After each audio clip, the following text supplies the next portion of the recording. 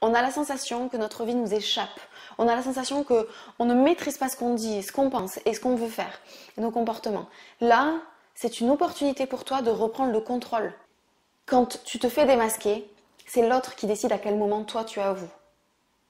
Donc tu n'as pas le pouvoir, tu subis la situation. J'ai envie que tu sois en mesure de reprendre ton pouvoir, de te dire ok non c'est moi qui décide quand j'avoue, c'est moi qui décide de quelle façon je le fais, c'est moi qui décide ce que je dis et à quelle question je réponds, c'est moi qui décide où je reprends le pouvoir sur ma vie. Salut à toi, bienvenue.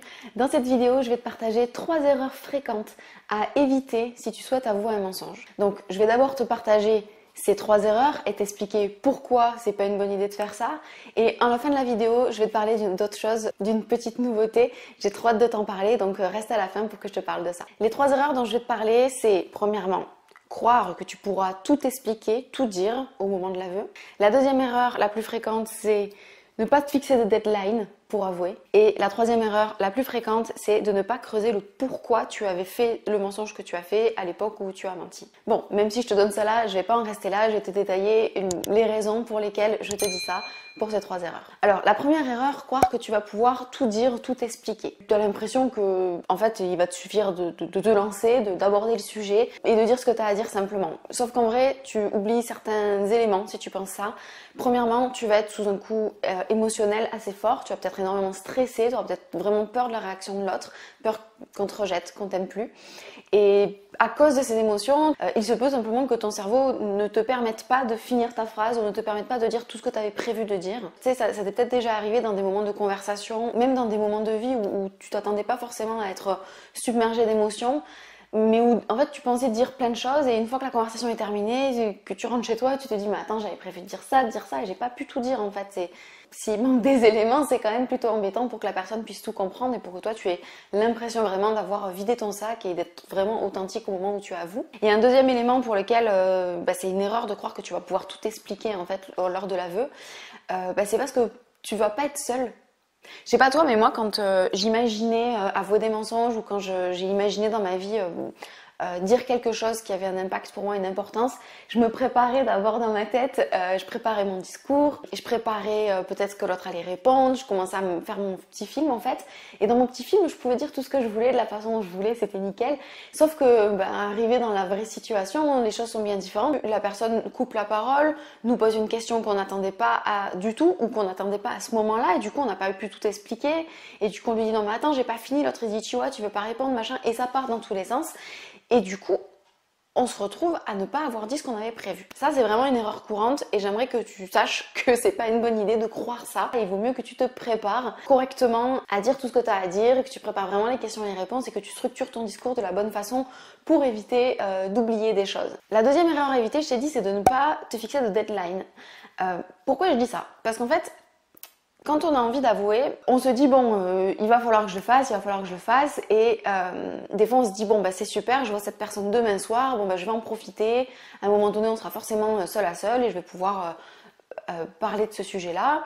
Et puis au final, le jour arrive et tu te rends compte que t'es pas vraiment seul comme tu voulais, et puis en fait au moment où tu peux le faire, je sais pas si t'as déjà fait ça, mais moi ça me l'a fait déjà plusieurs fois, t'es dans la situation que tu attendais pour avouer ton truc, et puis finalement tu te le dis dans ta tête, c'est maintenant, alors je vais faire ma phrase comme ça, non mais en fait je vais plutôt dire ça, et en fait tu te dis ça dans ta tête, et au final l'instant où tu aurais pu engager la conversation, il te file entre les doigts, et puis la personne elle laisse pas un blanc en fait, et il se passe autre chose, et elle te parle d'un autre sujet, ou alors tu analyses la personne et tu te dis non mais en fait là elle est pas de bonne humeur, si j'en parle maintenant c'est pas le bon moment, et en fait du coup le moment te file entre les doigts comme je disais, et tu te retrouves à ne pas avoir fait ce que tu voulais, et tu te replanifies dans ta tête, tu dis cette fois-ci c'était pas bon, la prochaine fois je serai prête, et du coup ce sera plutôt à telle circonstance ou tel moment, et en fait il arrive au fur et à mesure des semaines et des fois des mois et des fois des années, des tonnes de moments dans la vie où tu aurais pu aborder le sujet et tu l'as pas fait parce que il s'est passé d'autres choses, parce que dans tes pensées t'étais pas prête en fait, ou parce que tu avais la sensation que l'autre ne l'était pas, et du coup il se trouve que t'avoues pas, tu passes jamais à l'action finalement parce que t'as trop peur. Quand je te dis de te fixer une deadline c'est quelque chose de pas négociable, c'est-à-dire qu'il faut que ce soit un vrai engagement envers toi-même. Si tu te dis vraiment que, je sais pas moi, à la fin, le 30 mars, c'est sûr, tu auras avoué ton mensonge, bah, il faut que ce soit quelque chose de non négociable pour toi. C'est pas juste, tiens, je vais profiter de la prochaine fois. Oui, je ferai ça la prochaine fois que je serai avec cette personne. Oui, je ferai ça quand elle sera plus détendue. Ah mais non, mais pour l'instant c'est pas le moment. Cette personne est en train de vendre son appart, elle est super stressée. Ah non, mais son enfant il fait pas ses nuits, donc je peux pas lui en parler. Non, je suis en plein examen, je peux pas non plus. Non, mais en fait, c'est jamais le bon moment. Il faut que tu te fixes une date précise à laquelle c'est mort, tu ne dépasseras pas cette date en fait. Il faut que ce soit très clair dans ton esprit pour que tu puisses t'organiser suffisamment bien et planifier l'aveu avant cette deadline. Une deadline, par définition, c'est la ligne de la mort, d'accord? C'est-à-dire que si tu la dépasses, c'est mort, t'es foutu, ok? Donc il faut que ce soit comme ça que tu le vois, symboliquement bien sûr. Ok, tu vas pas mourir si tu dépasses la date, mais il faut que symboliquement ce soit non négociable pour toi de dépasser cette date-là. C'est hyper méga important. Et la troisième erreur du coup à éviter dont je t'ai parlé, c'est le fait de ne pas creuser suffisamment la raison pour laquelle tu as menti le jour où tu as menti. Vous êtes nombreux à écouter sur cette chaîne YouTube, donc suivant les gens, ça fait plus ou moins longtemps que le mensonge a été fait. Des fois c'était il y a juste quelques jours, des fois c'est il y a quelques semaines, des fois c'est il y a quelques mois ou années, et des fois ça fait des dizaines d'années que le mensonge a été fait. Donc bon, à l'époque où tu as menti, il y avait une raison précise.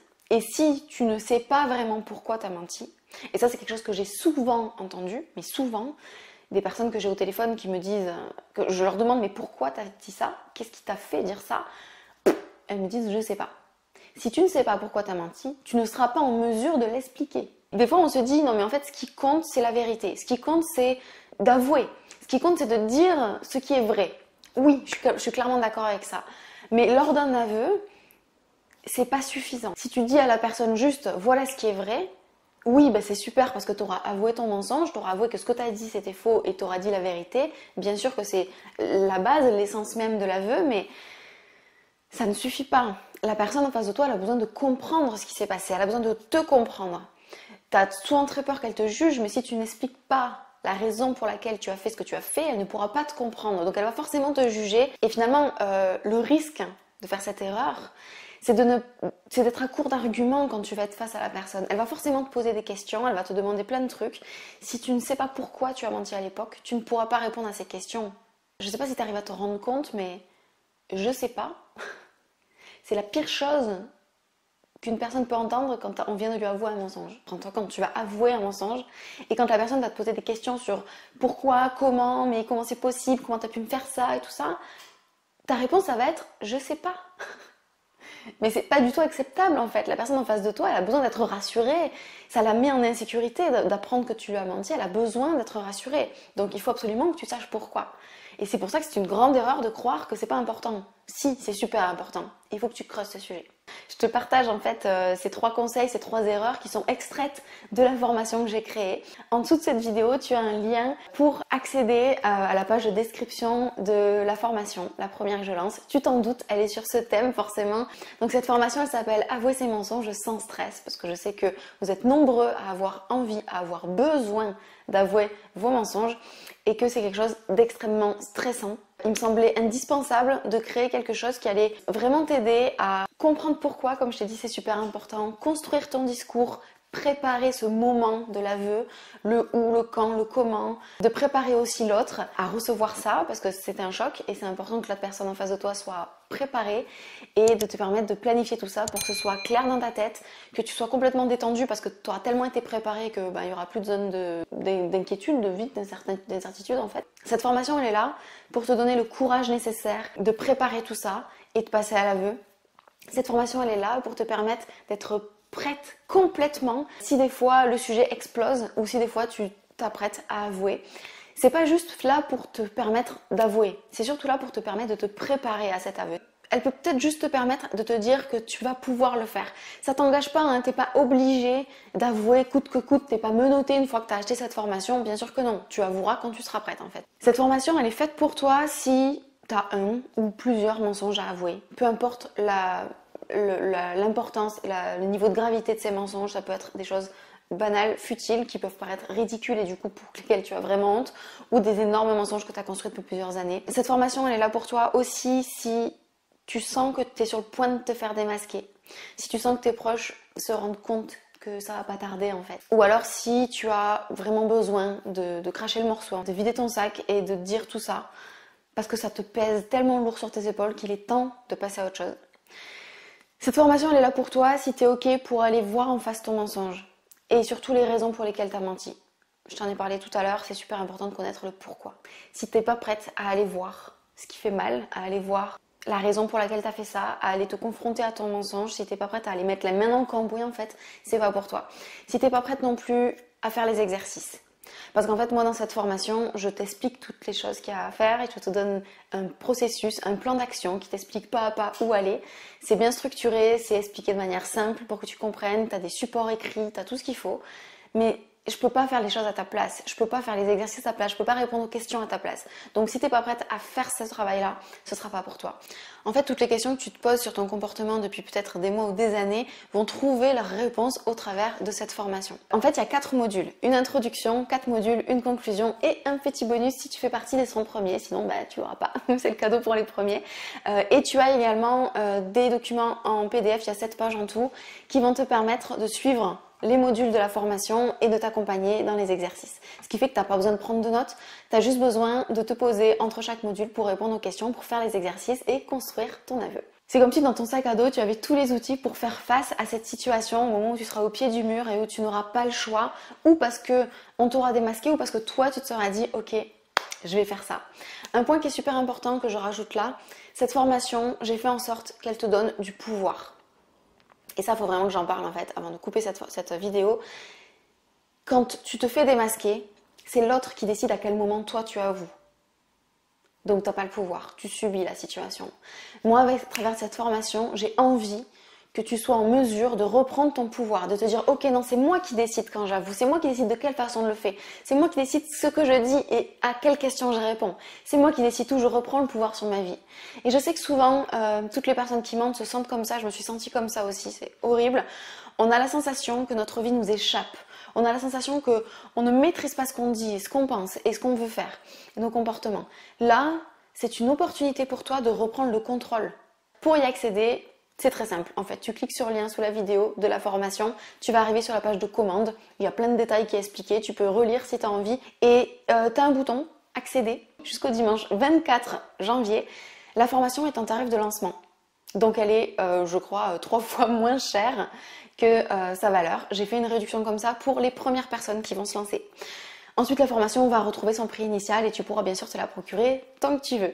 Et souviens-toi, les 100 premiers, il y a un petit cadeau à l'intérieur. Bien sûr, c'est un cadeau surprise. Et sur la page, il y a un endroit pour poser tes questions. Il y a aussi une foire aux questions qui a déjà été posée. Il y a plusieurs personnes qui m'ont posé des questions parce que certaines personnes ont déjà testé cette formation en avant-première.